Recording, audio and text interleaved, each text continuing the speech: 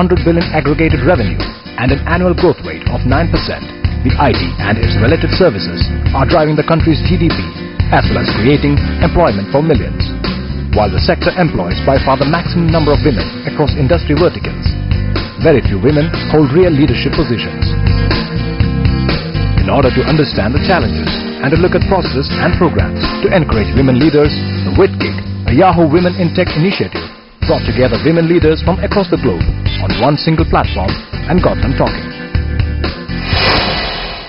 Is technology lagging behind in empowering women to lead? That's the big question that we're going to be discussing here today. Trying to figure out whether we're doing all we can to really go out there and claim those leadership positions. Are we doing what's in our capacity? Are organizations being supportive? Are we doing the right thing? What are the challenges that we're finding and we need to overcome? So those are some of the questions that we're going to be answering here today. We have a fantastic panel. The first question I want to really throw to all of you is, even before we get to the challenges specific to the sector, is that when women are going out there and trying to make a career choice, do they first need to have a certain mindset? Because a lot of women go out there and think that, you know, in order to achieve the ultimate and achieve that final leadership position, I'm going to have to sacrifice something. And whether or not you want to, in some cases, you may actually be willing to sacrifice. But you may still feel that, you know, I'm not sure that I want to actually go ahead and I'm going to be able to go ahead and do this even if I sacrifice. Is it possible to achieve that balance? And do women need to be a lot more confident of the ability that they have to succeed and to balance both sides of the coin? Nandini, I'll start with you. First of all, I would say, who said life is ideal? Everybody has to give up something to gain something. Whether it's men or women, I think it's universal. All of us have to do it. I don't think there is any getting away from that. Why do we glorify it so much when women do it? I don't understand that. Okay, that's number one. Number two, the fundamental question, whether technology is not empowering women enough. I don't know why technology is the bad guy here, because the role of technology is to democratize access. If women are not making use of it, making use of the access that is available to them, I think you need to look for somebody else to be blamed here, not just technology. Absolutely. So perhaps also women need to find more answers within themselves. Akila, what do you think? You know, like you said, balance, I think, is the new currency. Everybody is looking for it. But all I can say is you can't be good at everything, and you have to be smart enough to know what to give up. Right. Make room for things that you enjoy, make room for things that you can do well. And talking about a mindset that you come into a career, if there's one way, and probably the easiest way I can describe it, is to just learn to raise your hand. Because once you learn to do that, things will come at you, and you have to have the reactive capability to make way in your life and in your work day to do the things that you raised your hand for, right? So that's, to me, a simple way of getting to that balance over a period of long career. Right. Sarah? You know, we all make sacrifices every day. Those of us who are mothers make sacrifices every single day. Have I made sacrifices in my career? Yes. I'm currently, my family's in the UK while I'm settling down into India. That's a sacrifice. But you have to come at it from a mindset of what you're gaining for yourself and your family. Nobody is ever saying, hey, you know what, that guy sacrificed his family to do that business trip. We've got to change apologizing for sometimes putting ourselves and our career first. Because at the end of the day, if we're happy in ourselves and we're delivering to our society and our community, by which I mean our industry, we're doing something that our daughters and our sons should be proud of, and that our husbands should be supportive of, and our mother-in-laws, dare I say it. So yes, there are going to be sacrifices. But you need to be aware of what you are willing to give up and what you're expecting in return for it. And I think too often women who look at the potential of being leaders stop to think, don't spend enough time to think, what is it that I want to gain from this? And we're too accepting. We need to start demanding a lot more. Do you think that's important, Nivritti, to actually change that attitude within yourself first before we even get to industries and ecosystems and companies? I have a little bit of a problem with the word sacrifice. To me, it looks like giving up something I really, really like to do something else. That's not my favorite thing. So I would like to redefine, I beg to just change this question a little bit. And I would beg to say that trade-off. Yes, we have to make trade-offs in life. And yes, a family as a unit, a friend circle as a unit, a professional group of peers as a unit have to contribute towards the trade-off. You give up this to accomplish this. But I don't want to call it sacrifice, because I did not decide to work and sacrifice my time at home. I loved working, and that's the trade-off I made. I'm going to go 8 to 5 work, so I chose to do that. That's point number 1. Point number 2 is when I go out to market myself and when I go to work, I go with the mindset that I am going to win. No matter what it is, I am going to give my best. I want that winning kind of attitude in us, and I want all of us to believe in ourselves. There are definitely 100 things that you are awesome at. You may not be a best circuit designer, but you are the best QA software person that Yahoo could hire. So believe in yourself and know that I love doing this, I am good at it, and I'm going to find a position for myself in Yahoo that needs me. That's the mindset I go out with the winning kind of attitude to go put my best.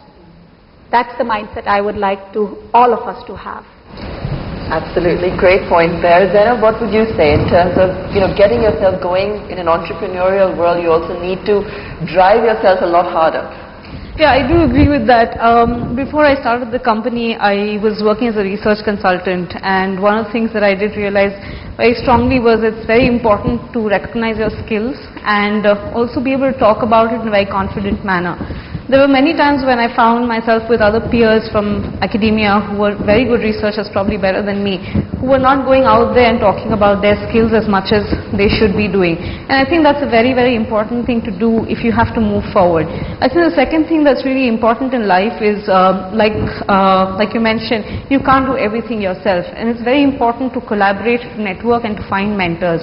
I have often worked with a lot of men. Right now I'm organizing one of the biggest conferences on big data in India in July. And the entire committee I'm working with is a bunch of 4 men, and I think it's very, very fortunate for me to do that, because the kind of understanding that they can provide to me was something that was missing in my life. And I have often found that going and seeking mentors, going and seeking collaborators and supporters is very, very important. And I think that also sort of builds a much larger network and goodwill. And I think where I am today is largely a result of this very large network and goodwill, and meeting and collaborating with people constantly, recognizing that you can always draw the best from the other person and become that person, and then find other better people to reach out to.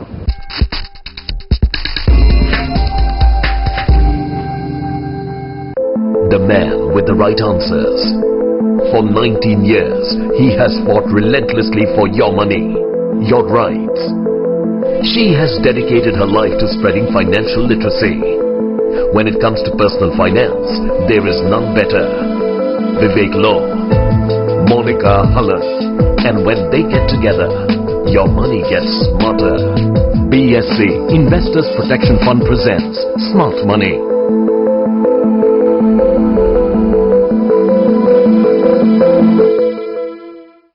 Presented by BSC Investors Protection Fund.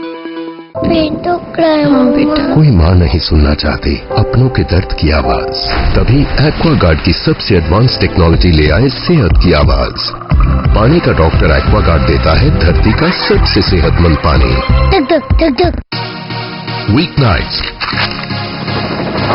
set yourself free.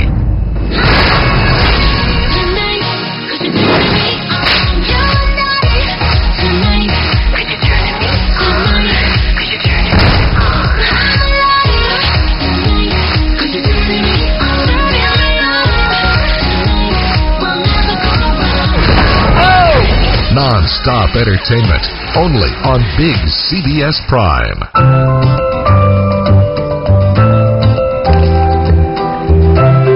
Hyundai believes this is where your inspirations set you free.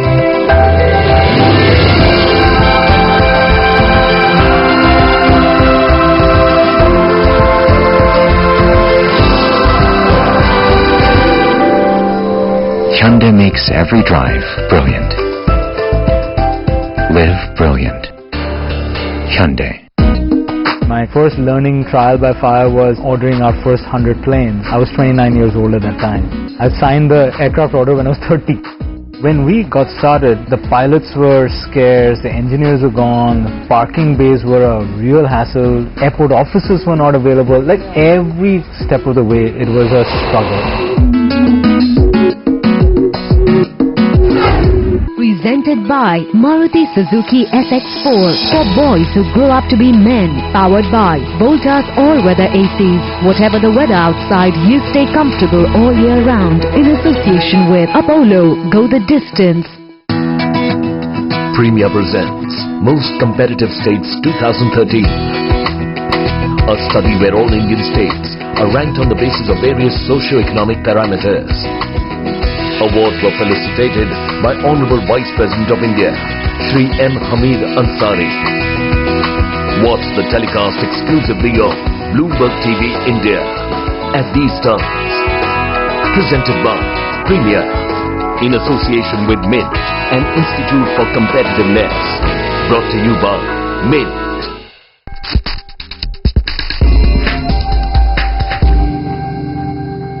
Do organizations also need to start respecting that or recognizing that? Are we getting the acknowledgement from organizations saying, yes, you have the talent, but yes, you have XYZ other responsibilities. Therefore, we will try and work around it because we appreciate what you bring to the table. Sarah? No, it's interesting you say that. I had a meeting a few days ago with somebody relatively, well, very senior actually, in the industry in India. And knowing I was coming here, I said to him, well, what do you think about this issue? And he said, the problem is, Sarah, women have to make choices. Men don't have to make choices.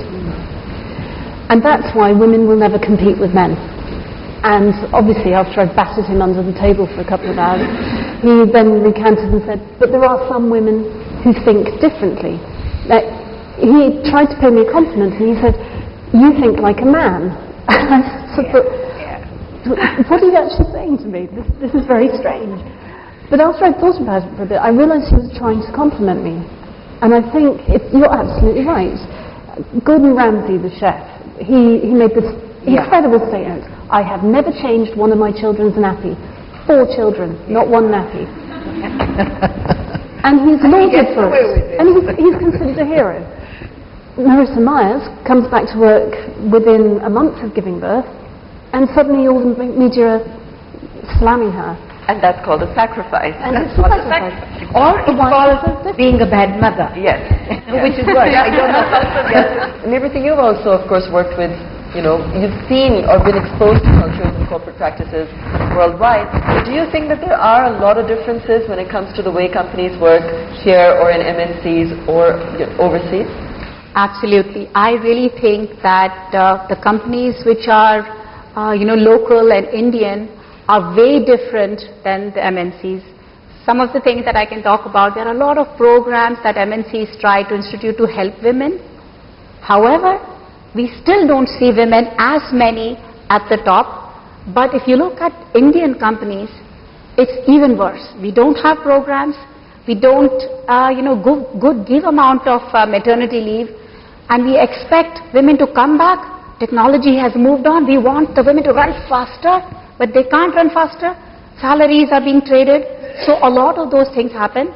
More at the companies which are very local. MNCs are doing much better. And one more thing that I want to answer is there is tremendous amount of cultural difference. So Intel is sitting in Israel, Malaysia, US and India. And I see very, very different kinds of personalities. How people react to problems. Problems, by and large, just like Abha said, are the same.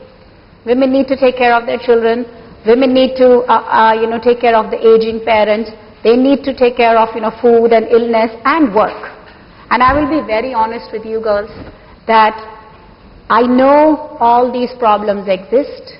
I know that there are issues. There will be a world where I will see 50% of women coming in the bottom of the pyramid. Today is not.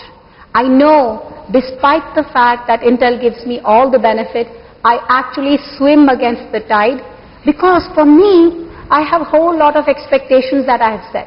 I need to travel every month. I need to cook for my children and my husband. I need to be the best manager. It's my choice. Now, if that's my choice, I have to work my hardest best. I truly don't believe in work-life balance.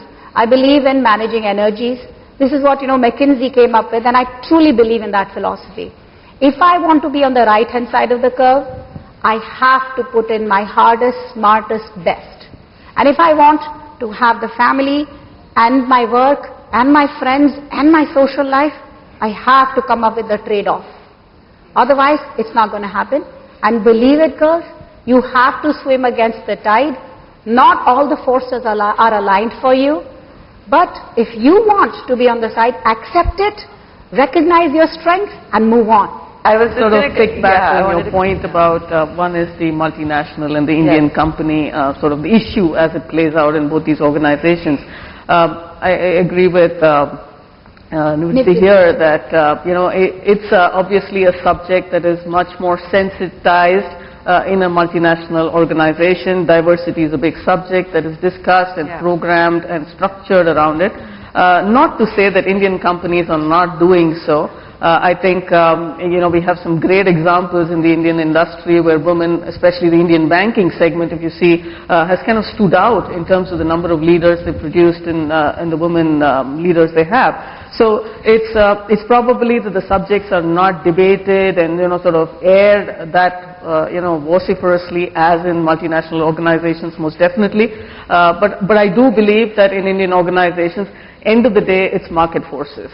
Right? When there are fantastic, meritocratic people out there who are best fit for the job, people will find ways to make it happen. And I think going back to individuals, right, I totally agree with what Nivriti has to say. What you can bring to the table is authenticity as a woman. You don't have to fake anything. You don't have to live up to somebody's expectations or either the society, your family, or whatever. If you can bring your whole authentic self to the table, I think all these problems, you just don't have to live up to programs, quotas, and actions and things like that.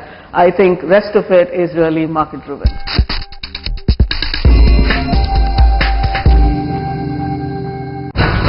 It could be the biggest scam brewing in the financial space. Lenders have been giving out loans that blatantly flout the Reserve Bank of India's limits on the loan-to-value ratio. How much can we get? Like 85% of the jewelry. But Fight Back has unearthed how lenders are offering loans almost up to 100% of the gold value. What is the loan to value ratio? For example, home loan अगर 100% लेना है तो 80% ही देते हैं. तो gold में आप कितना देते हैं? 100% depending upon the purity. I am telling you 96%. Okay, almost 100% you can give me. We on our part will continue to blow the lid of this rampant racket in the coming days. Weeknights. Set yourself free.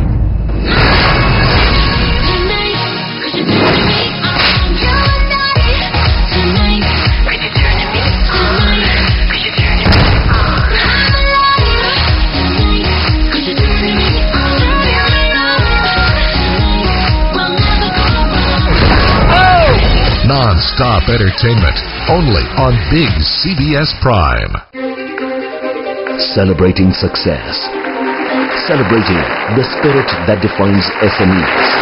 The SME 100 award celebrates the success of SMEs who have actually taken their business to a fairly evolved level. Any award, if done with due diligence, starts a domino effect. Contribution of SME hardly needs to be overemphasized, especially in the growth and development of the country. Watch as India's top performing SMEs are awarded for excellence and endeavor on a unique platform that encourages Indian SMEs. Only on India's first ever Top 100 SME Awards, presented by Bank of India.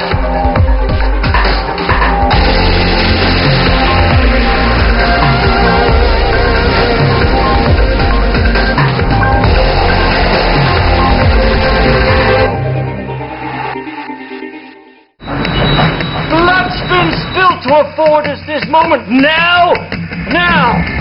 I've always wanted to tell a story about Lincoln. It's about leadership. I literally wanted to hit the board of directors over the head and say, listen, I was proud of Goldman Sachs. The prosecution says you're a con man, a thief. What do you say to that? How many people in the world are wearing their glasses right now? At least 500 million. I love you, guy. I love you. Who has a bigger mustache? I'm Steve Croft. Leslie Starr. Bob Simon. Anderson to Scott Pelley on 60 Minutes. Powered by Aquaguard, देता है धरती का सबसे सेहतमंद पानी. My first learning trial by fire was ordering our first 100 planes. I was 29 years old at that time. I signed the aircraft order when I was 30. When we got started, the pilots were scarce, the engineers were gone, the parking bays were a real hassle, airport offices were not available. Like every step of the way, it was a struggle. Presented by Maruti Suzuki SX4 for boys who grow up to be men. Powered by Voltas all-weather ACs. Whatever the weather outside, you stay comfortable all year round. In association with Apollo, go the distance.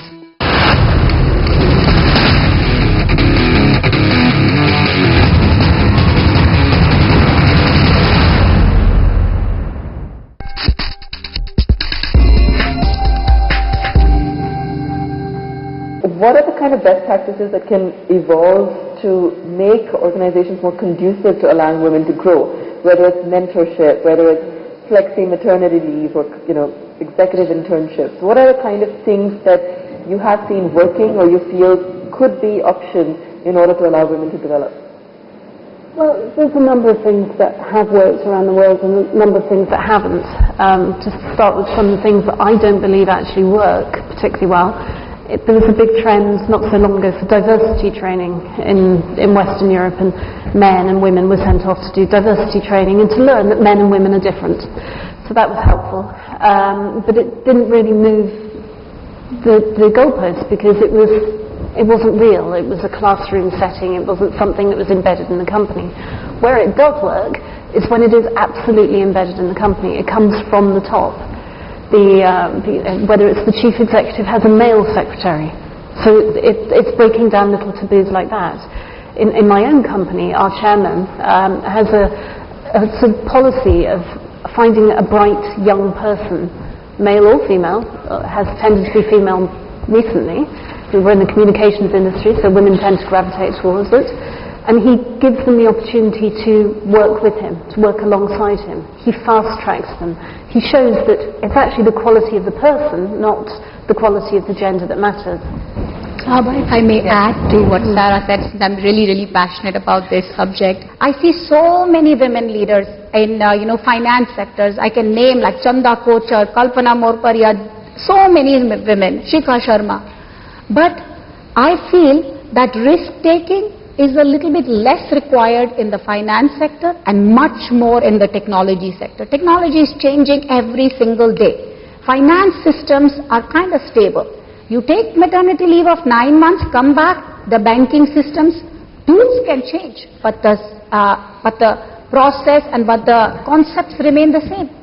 When I took 9 months of maternity leave, I took 5-6 months, I came back, everything changed. Focus changed, for what I was building. Processes changed. Researches changed. What I learned is I have to be really quick and have to be risk-taking. And one thing that, if one thing I say that I would like you to keep with you today is a saying from Goethe. It says, boldness has magic, boldness has power, boldness has genius. So that's all I would like to say. Just to add to what she said, I think two things. One, nobody can take us frivolously without our permission. Yeah.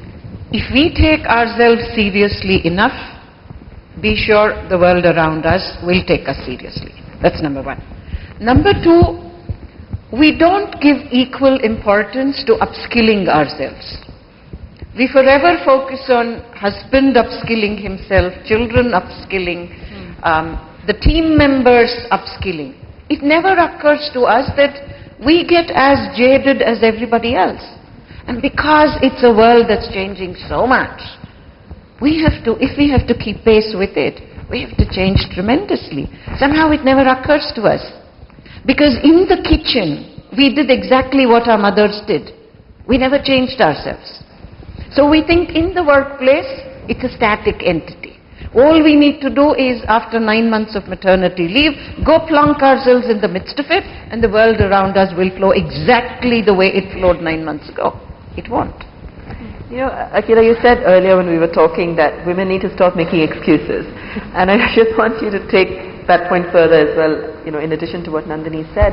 And you know, we keep talking about how women are successful in finance, but women are successful across many industries as well. Look at all of you and look, I mean, yes, okay, the numbers may be small, but whether it's politics in India or whether it's, you know, there's a recent article on the liquor industry of all things, but, you know, they're coming up across the board. And maybe, you know, what we also need to look at is the fact that all women need to do is put their minds to it to move ahead, because the challenges really, whether it's long working hours, whether it's communication skills, are really there across sectors. Just one comment I'd like to make is that what I do is work with companies to promote them and to promote the talent that they have within, so publicity, essentially. And you touched on this earlier. It's difficult to get women in technology to stand up and say, I did that. That was me. I'm really good at this. We find it difficult to get female spokespeople from technology companies to stand up and say anything other than, frankly, to comment on this topic. Yes, we need more women in IT. Great. Tell me what you did. There's a reluctance. I don't know why it's so pronounced in the technology sector, but if you could do one thing that would accelerate your careers, it's to stand up and be proud of what you achieve. Because I think it's amazing that there are so many women here who are passionate about working in technology. I think it's amazing how many women in India want to work in technology. I really hope that so many of you carry on and become leaders of the future. But I can tell you now, you won't do it unless you stand up and be proud of yourselves. And we've got to stop apologizing for the things we're not and start celebrating the things we are. Brilliant, amazing professionals. I think a couple of things. One, we really need to keep crossing the thresholds that we are uncomfortable about. I mean, one of the thresholds that I keep crossing all the time is staying late out and going home alone. It's very unfortunate that all the hacknets we organize, there's just like 2 or 3 women who are mostly on the organizing side. I really don't know what's the answer to the problem. What else can we do to get more women to come out at night and to work shoulder to shoulder with the other men who are there? But I think it's really important to cross every threshold, or at least some of the thresholds that you think you're afraid about. Whether it comes to speaking, whether it comes to staying up late, whether it comes to making a decision, whether it comes to voicing an opinion. I think that it's really important to keep crossing those thresholds, because that really is empowerment at the end of the day. Women in technology means a woman who really tries to balance a lot at work and a lot on the family front. So it might seem that what's so different about women trying to balance at work and home. I mean, every other profession you see women doing it. But I think in the technology field, it's all about upskilling. Technologies change so fast. And we have to upskill so fast in the technology that it's every day about learning, every day about studying at the workplace and also implementing that. So it really means staying up to date, ready to learn, ready to unlearn, which is quite difficult, and then going ahead and implementing all those learnings as workplace. So it's really about upskilling and staying ahead with the games. Panel was really good today. The talk, being a youngster, I'm 24-year-old, it inspires me so much. Sometimes I feel to quit my job and start something on my own, which I've been inspired from past 2 years, maybe sometime. In another 2 years, I might end up doing that. You may never know. So it's really great inspiration for me. We want to be in a place where we don't have to distinguish women in technology as a separate group. We want to be considered people in technology, right? And that's our ultimate goal. The day we don't have a conference like this, that will probably be the best day, because then you feel like, there's a 50% representation and you don't need a special employee resource group to help this cause.